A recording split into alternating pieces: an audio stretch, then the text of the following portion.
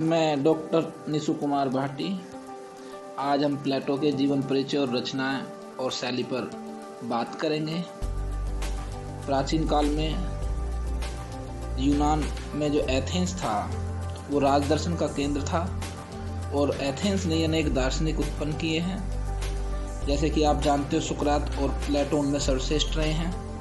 प्लेटो का जन्म 427 ईसा पूर्व में एक कुलीन परिवार में हुआ था। उसके पिता एथेंस के अंतिम जो राजा थे कार्डस, उनके वंश में उत्पन्न हुए थे और उनकी जो माता थी वो प्रसिद्ध कानूनी निर्माता सोलन परिवार से संबंधित थी। प्लेटो राजवंश से संबंध रखते थे, तो इस कारण उनकी शिक्षा दीक्षा भी अच्छी तरीके से हुई। वे अपने समय में जितने भी प्रचलित विधाओं, संगीत, कविता, गणित, राजनीति और अर्थशास्त्र आदि का अध्ययन कर एक शिक्षित युवक के रूप में बड़ा हुआ। प्लेटो की उम्र जब 28 या 20 वर्ष की होगी तो तब वो सुकरात के संपर्क में आया। और एक ध्यान देने वाली बात यह भी है कि प्लेटो तथा सुकरात का जो व्यक्तित्व था उसमें बहुत अंतर था। फिर भी प्लेटो इस आधारभूत अंतर होने के बाद भी सुकरात से बहुत प्रभावित था और प्लेटो उसका शिष्य बन गया और सुकरात के विचारों से बहुत प्रभावित हुआ। सुकरात के विचारों से प्रभावित होकर ही प्लेटो ने राजनीति की नैतिक व्याख्या की। जैसे सद्गुण को ज्ञान मानना, शासन कला को उच्चतम कला की संज्ञा दी और विवेक पर बल दिया। जैसे कि आप जानते हैं 399 ईस्वी पूर्व में एथेंस की जो प्रजातंत्रीय सरकार ने सुकरात को प्राणदंड दिया। उस समय प्लेटो की आयु 28 वर्ष की थी। प्राणदंड देने का कारण यहाँ ये बताया जाता है कि प्लेटो राज्य में लोगों को जागरूक करता था, तानाशाही सरकार के खिलाफ जो भी बातें होती थी उनसे अवगत कराता था। तो वहाँ की सरकार को ये लगा कि प्लेटो हमारा विरोध कर रहा है और उसे देशद्रोह घोषित कर उसको प्राणदंड दे दिया गया। इस मृत्युदंड का प्लेटो पर बहुत गंभीर प्रभाव पड़ा। उसने राजनीति में भाग लेने का विचार त्याग दिया। उसने दार्शनिक बनने का निश्चय किया। सुकरात की मृत्यु के पश्चात वो मेगरा चला गया। कुछ समय बाद वह 12 वर्ष के लिए भ्रमण के लिए निकला। जैसा कि आप जानते हैं कि इस भ्रमण के दौरान प्लेटो ने अफ्रीका, मिस्र, फारस, बेबीलोन, सिसिली आदि देशों में घूमा। उसने इसी दौरान एपोलॉजी, क्रेटो, गोर्जिया और प्रोटोगोरस नामक ग्रंथों की रचना की। जब प्लेटो की उम्र 40 वर्ष की थी उस समय उसने रिपब्लिक का भी बहुत अधिक भाग लिख लिया था।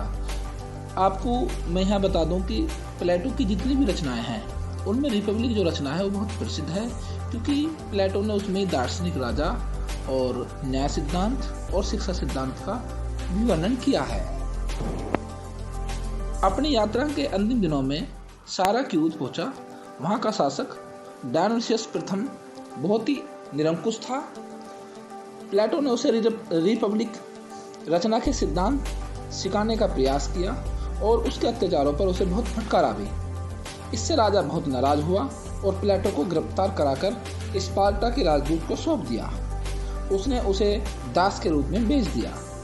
जब एथेंस वासियों को इस बात का पता चला कि किसी दास के रूप में प्लेटो को बेच दिया गया है तो उन्होंने मुक्ति धन देकर उसे छुटा लिया। इस प्रकार वो अपने घर लौट आया। एथेंस में वापस आने पर प्लेटो ने 386 ईसा पूर्व में एक एकेडमी की स्थापना की जो कि शिक्षा का केंद्र था। और उसने सिर्फ उसमें साफ शब्दों में एकेडमी के बाहर ये भी लिख दिया गया कि जिसे मैथ का ज्ञान नहीं है उसकी इसमें एंट्री नहीं है। शेष जीवन प्लेटो ने अपनी एकेडमी में व्यतीत किया। बहुत सारे ग्रंथों की रचना की।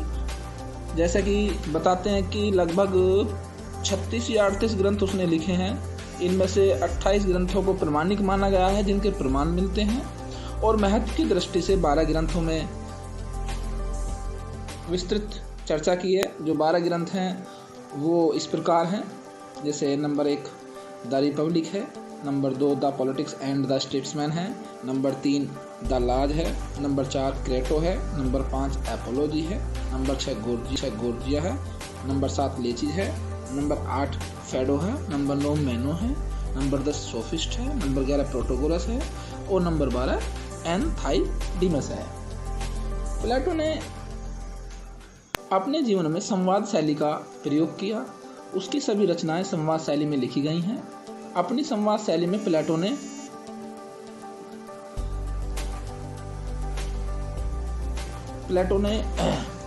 अपनी रचनाएं संवाद शैली में लिखी हैं। अपनी संवाद शैली में प्लेटो ने गूढ़ एवं गंभीर दार्शनिक विषयों का भी वर्णन किया है। तो आगे हम प्लेटो के दार्शनिक राजा पर विचार विमर्श करेंगे। आज का हमारा जो विषय था कि प्लेटो के जीवन परिचय और रचनाएं और शैली, तो ये पूरा हो गया है। धन्यवाद।